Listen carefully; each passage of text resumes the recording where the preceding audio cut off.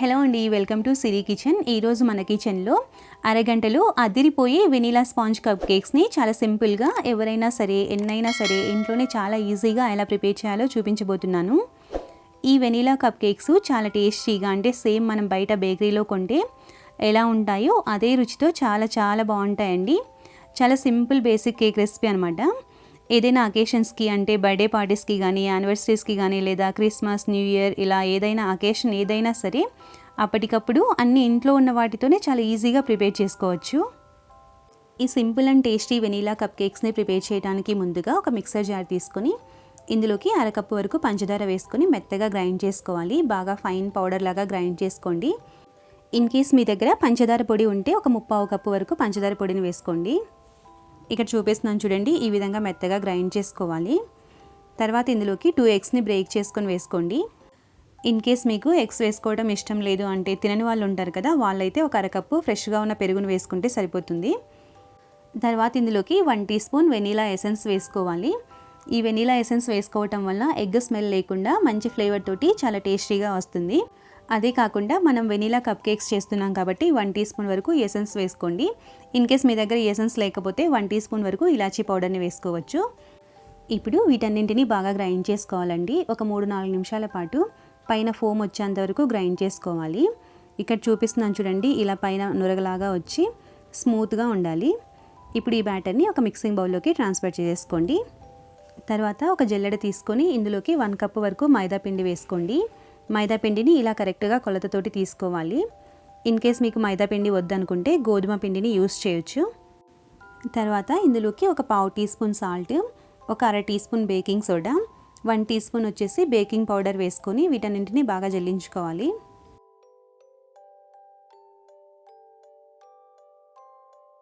ఈ విధంగా పిండి మొత్తాన్ని జల్లించుకున్న తర్వాత ఒకే డైరెక్షన్లో ఈ బ్యాటర్లో కలిసేటట్టు బాగా కలుపుకోవాలి. ఇక్కడ చూపిస్తున్నాను చూడండి, మీకు టెక్స్చర్ అన్నది ఈ విధంగా స్మూత్గా ఉండాలి. ఈ విధంగా బాగా మిక్స్ చేసుకున్న తర్వాత ఇందులోకి ఒక 1/2 కప్పు వరకు ఆయిల్ని వేసుకోండి. ఆయిల్ వచ్చేసి ఫ్లేవర్లెస్ ఆయిల్ తీసుకోవాలి. ఏదైనా ఎనీ రైస్ బ్రాండ్ ఆయిల్ తీసుకోవచ్చు. అలాగే బటర్ని కూడా యూజ్ చేయొచ్చండి, కానీ పల్లి నూనె కానీ నువ్వుల నూనె కానీ యూజ్ చేయకూడదు. తర్వాత ఇందులోకి ఒక 1/2 కప్పు వరకు కాచి చల్లార్చిన పాలను వేసుకోండి. పాలని ఫ్రిడ్జ్లో నుంచి తీసి డైరెక్ట్గా యూజ్ చేయకూడదండి. రూమ్ టెంపరేచర్కి వచ్చిన తర్వాత ఈ పాలను వేసుకోవాలి. ఈ కేక్లోకి వేసే ఏ పదార్థం అయినా సరే రూమ్ టెంపరేచర్లో ఉన్న వాటిని యూజ్ చేయాలి. ఈ విధంగా ఒక 1/2 కప్పు వరకు పాలను వేసుకోండి. పచ్చి పాలను కూడా యూజ్ చేయొచ్చు. తర్వాత వీటన్నింటినీ బాగా మిక్స్ అయ్యేటట్టు ఒకసారి అంతా బాగా కలుపుకోవాలి. ఇక్కడ చూపిస్తున్న విధంగా ఇలా కట్ అండ్ ఫోల్డ్ మెథడ్లో కానీ ఒకే డైరెక్షన్లో కానీ మిక్స్ చేసుకోవచ్చు. ఇలా ఒక 2-3 నిమిషాలు కలుపుతూ ఉంటే మనకి ఈ టెక్స్చర్ తెలిసిపోతుందండి. చాలా సాఫ్ట్గా స్మూత్గా ఇలా చూడండి రిబ్బన్ కన్సిస్టెన్సీ వస్తుందన్నమాట. ఈ విధంగా వస్తే మనం చేసే కేక్ ఏదైనా సరే చాలా ప్లఫీగా స్పంజీగా వస్తుంది. ఇలా రిబ్బన్ కన్సిస్టెన్సీ రావాలి. ఇప్పుడు ఈ బ్యాటర్ని పక్కన పెట్టేసి మనం కేక్ను బేక్ చేసుకోవడానికి ప్రీహీట్ చేసుకోవాలి. దీనికోసం అడుగున మందంగా ఉన్న ఏదైనా ఒక కడాయి కానీ, లేదా ప్రెషర్ కుక్కర్ కానీ, లేదా ఇడ్లీ కుక్కర్ని కానీ తీసుకొని అడుగున స్టాండ్ని పెట్టేసి ఈ విధంగా ఒక ప్లేట్ని పెట్టేసుకోండి. మనం కప్ కేక్స్ చేస్తున్నాం కాబట్టి ఈ విధంగా అరేంజ్ చేసుకోవాలి, లేకపోతే కేక్ని డైరెక్ట్గా యూజ్ చేసుకోవచ్చు. తర్వాత మూత పెట్టేసి ఆవిరిపోకుండా ఇక్కడ ఇలాంటి లిడ్స్కి రంధ్రం ఉంటుంది కదా, దీన్ని కూడా క్లోజ్ చేసేసుకోండి. ఇప్పుడు ఫ్లేమ్ని లో టు మీడియం ఫ్లేమ్లో పెట్టి ఒక 10 నిమిషాల పాటు ప్రీహీట్ చేసుకోవాలి. నెక్స్ట్ వచ్చేసి ఈ కేక్ మరింత అట్రాక్టివ్గా టేస్టీగా ఉండటానికి ఒక బౌల్లోకి 3 టీ స్పూన్ల వరకు టూటీ ఫ్రూటీ యాడ్ చేసుకోవాలి. తర్వాత ఇందులోకి ఒక 1/2 టీ స్పూన్ మైదా వేసుకొని ఈ టూటీ ఫ్రూటీకి కోట్ చేసుకోవాలండి. ఈ టూటీ ఫ్రూటీ డైరెక్ట్గా బ్యాటర్లోకి వేసేస్తే అడుగుకి పోతాయండి, కాబట్టి ఇలా కొంచెం మైదా పిండితోటి కోట్ చేసిన తర్వాత ఈ బ్యాటర్లోకి వేసేసుకొని జస్ట్ ఒకసారి కలుపుకోవాలి. ఓవర్గా కలపకూడదు. మనకి ఎన్ని కావాలంటే అన్ని వేసుకోవచ్చండి. ఇక్కడ కొంచెం నేను పైన టాపింగ్ కోసం పక్కన పెడుతున్నాను. ఇలా కేక్ బ్యాటర్ని ప్రిపేర్ చేసుకున్న తర్వాత మనం కప్ కేక్స్ చేస్తున్నాం కాబట్టి టీ కప్స్ ఉంటాయి కదండి, డిస్పోజబుల్ కప్స్, ఈ కప్స్ని తీసుకొని ఇందులో ఫిల్ చేసుకోవాలి. ఇక్కడ నేను 3/4 వేసాను, కానీ మీరు ఒక హాఫ్ వరకే వేసుకోండి, ఎందుకంటే బాగా పొంగుతుంది. సగం వేసుకుంటే సరిపోతుంది. ఈ విధంగా కప్లో బ్యాటర్ వేసిన తర్వాత 2-3 సార్లు ట్యాప్ చేయండి. ఏదైనా ఎయిర్ బబుల్స్ ఉంటే పోయి మనకి కేక్ డిస్టర్బ్ అవ్వకుండా ఉంటుంది. ఇలా ఉంటే చూడటానికి డల్గా ఉంది కాబట్టి కలర్ఫుల్గా ఉండటానికి పైన టాపింగ్ కోసం ఈ టూటీ ఫ్రూటీ యాడ్ చేసుకోండి. అలాగే మీరు మాత్రం బ్యాటర్ని కప్పు సగం వరకే వేసుకోండి, బాగా పొంగుతుందండి. ఒకవేళ ఈ టూటీ ఫ్రూటీ అందుబాటులో లేకపోతే డ్రై ఫ్రూట్స్ని వేసుకోవచ్చండి. అవి కూడా లేదనుకోండి మనం ప్లెయిన్గా కూడా చేసుకోవచ్చు, చాలా బాగుంటుంది.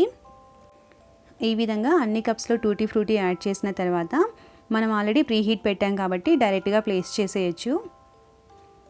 ఈ విధంగా కప్స్ అన్నింటినీ కొంచెం దూరంగా పెట్టండి, ఒకదానికొకటి దగ్గరగా కాకుండా కొంచెం దూరంగా ఈ విధంగా పెట్టేసి క్లోజ్ చేసేసి 15 నిమిషాల పాటు అసలు మూత తీయకుండా బేక్ చేసుకోవాలి. ఇలాంటి గ్లాస్ లిడ్ అయితే మనకి కేక్ బేక్ అయింది లేనిది తెలుస్తుంటుందండి. అదే వేరే మూత పెట్టామనుకోండి ఒక పావు గంట సేపు తీయకండి, మనకి ఇది బేక్ అవ్వడానికి 15 నుంచి 20 నిమిషాలు పడుతుంది. అలాగే ఇక్కడ ఆవిరిపోకుండా చూసుకోండి.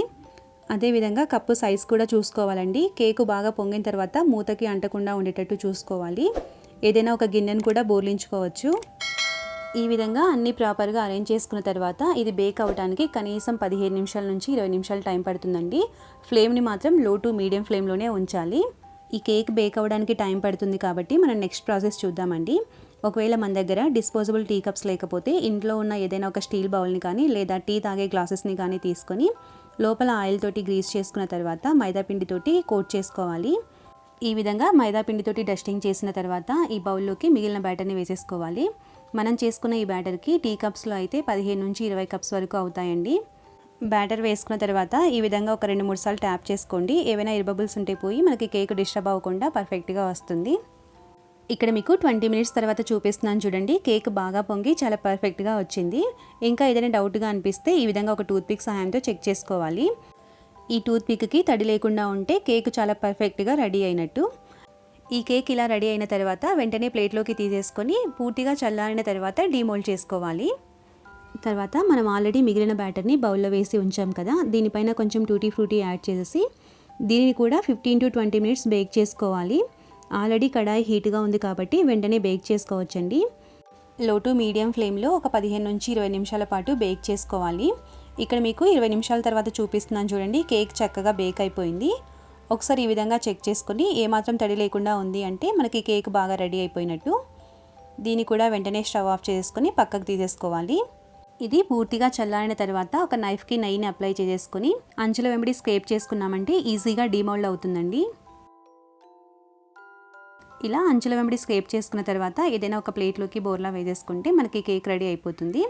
చూడండి, పెద్దగా ఏం అతుక్కోలేదు గిన్నెకి కూడా. అంతే అండి, ఎంతో టేస్టీగా ఉండే వెనిలా స్పాంజ్ కేక్ రెడీ అయిపోయింది.